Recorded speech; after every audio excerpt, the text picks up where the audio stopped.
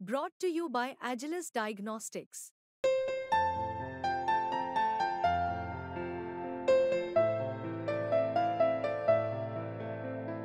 Agilus Diagnostics. एक कवि को कितना राजनीतिक रूप से जागरूक होना चाहिए और क्यों? जागरूक तो एक कवि को होना चाहिए, लेकिन उसकी प्रतिबद्धता मनुष्यता में बनी रहनी चाहिए, पार्टी नहीं। एक कवि सत्ता के विरुद्ध एक सत्ता का पक्षधर नहीं होता है। जैसे दक्षिण पंथ एक सत्ता है तो वाम पंथ भी एक सत्ता है, बीच का जो सेंट्रल वाला भी एक मध्य मार्ग भी एक सत्ता है। तो आप किसी एक में जब जाते हैं तो आप सत्ता, पावर अगेंस्ट पावर आप चले जाते हैं ना। लेकिन एक कवि को होना चाहिए कोएग्जिस्टेंस अगेंस्ट पावर, सत्ता के विरुद्ध सहअस्तित्व के साथ होना चाहिए।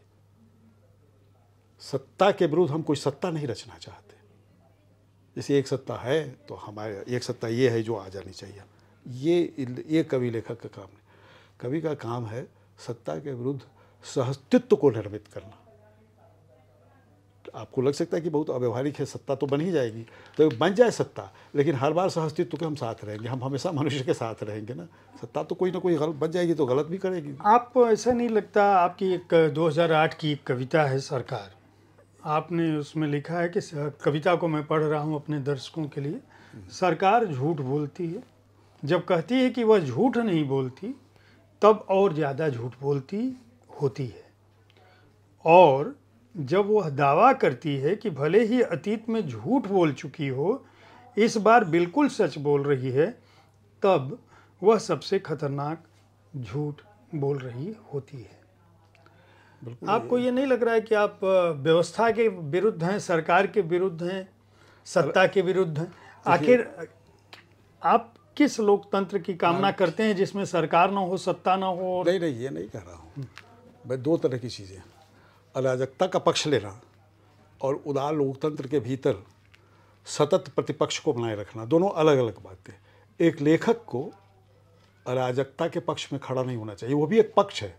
एक लेखक को जनता, सरकार चाहे जिसकी भी हो, सत्ता के विरुद्ध जनता के जो मसले, देखिए हर सरकार में कोई अच्छी सरकार आती है तो वो खुद भी ध्यान देती है जनता के कुछ मसलों पर, तो कुछ बातें कर जाती। बुरी सरकार आती है तो नहीं देती है, ये अलग है। लेकिन दोनों ही स्थिति में जनता के सवाल तो कुछ बने ही रहते हैं लगातार।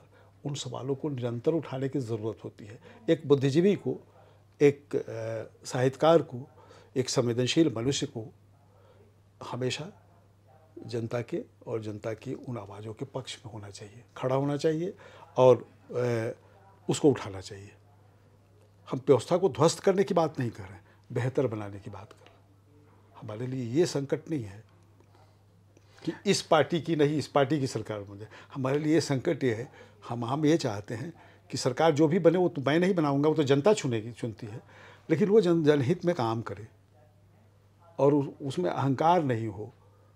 अब देखिए हमारे यहाँ लोकतंत्र की अवधारणा ही आप कहाँ से लेते? वैशाली का पहला गणतंत्र था, कहते हैं ना, क्या था वो? एक तो पूरी तरह गणतंत्र नहीं था, वो कुलों का था। 7 कुल थे, अलग अलग कबीले जनपद के थे, लोगों ने मिलकर सातों अपना 111 प्रतिनिधि चुनते थे, तो 777 हो गए। उनका वो पार्लियामेंट हो गया, जिसकी साल में एक बार बैठक होती थी। फिर 11 उनके थे एग्जीक्यूटिव टाइप का, तो 77, उसी 777 में सिर्फ 77 जो थे वो होते थे कैबिनेट की तरह, और जो कभी कभी बैठते थे। और 7 राजा होते थे, सातों राजा कहलाते थे। लेकिन आप उस पर देखिए कि वैशाली ने जो अपना प्रभारी राजा चुना वो लिच्छियों को चुना, जिनका जनपद जो था वो नेपाल में है, बहुत दूर है, वो वैशाली में नहीं है। और जो वैशाली के सबसे निकट जनपद था यात्रिकों का, उसके राजा को राजा नहीं बनाया गया। उससे दूसरा जो निकट बड़ा जनपद था बगल में मिथिला वाला, विदेह का, उसके राजा को भी राजा नहीं बनाया गया, लिच्छवी को बनाया गया। क्यों?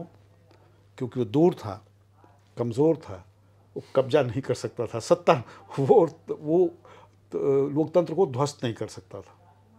इसलिए लोकतंत्र की उस समय यह अवधारणा थी। अगर वैशाली के राजा अगर जो थे सिद्धार्थ हो, जो महावीर के पिता, वो अगर उनको बनाया गया तो क्या पता वो कब्जा कर लेते, या उनके वंश का होता तो वो फिर राजा ही बन जाते।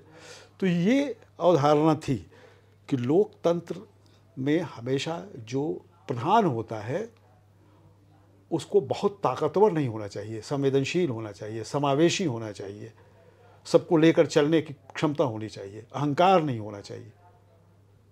और वो अहंकार आता है तो लेखक का काम क्या है? उस अहंकार के विरुद्ध खड़ा होना।